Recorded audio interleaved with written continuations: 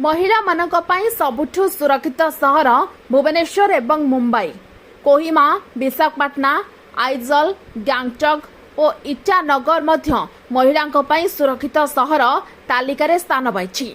भारतर सहरांचल 40% महिला निजको असुरक्षित मनती। National annual report and index on women's safety नारी 2025 रिपोर्ट अनुसार भारतर सहर गुड़िकरे 40% महिला निजको असुरक्षित अनुभव करुछंती।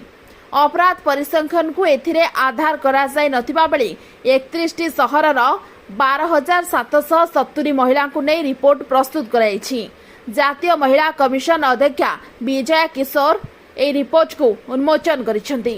पी भ्यालू एनालिटिक्स पक्षरु प्रस्तुत करा जायथिबा ए रिपोर्ट रे कुआ जायछि 2024 रे 7% महिला निर्यातनार शिकार होइछंती। एथिरे 18 रु 24 वर्ष बयस वर्गर महिला अधिक विपद रे थिबा जणा पड़ितिला।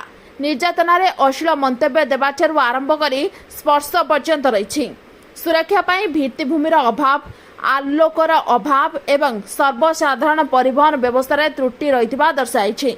कोलकाता और दिल्ली महिलांक पई सबुठु असुरक्षित होइतिबा बेले रांची, श्रीनगर, फरीदाबाद मध्य महिलांक पई सुरक्षित नुई। जे मामला गुड़िकरे एतला होई पारिनी सेही भली मामला गुड़िको मध्य सर्वे रे हिसाब को निया जायछि। सर्वे रे अंशग्रहण करिथिबा महिलांक मध्यरु मात्र 22% निज अभिज्ञता संपर्क रे अधिकारी को जणा जायथिबा कहिथिले।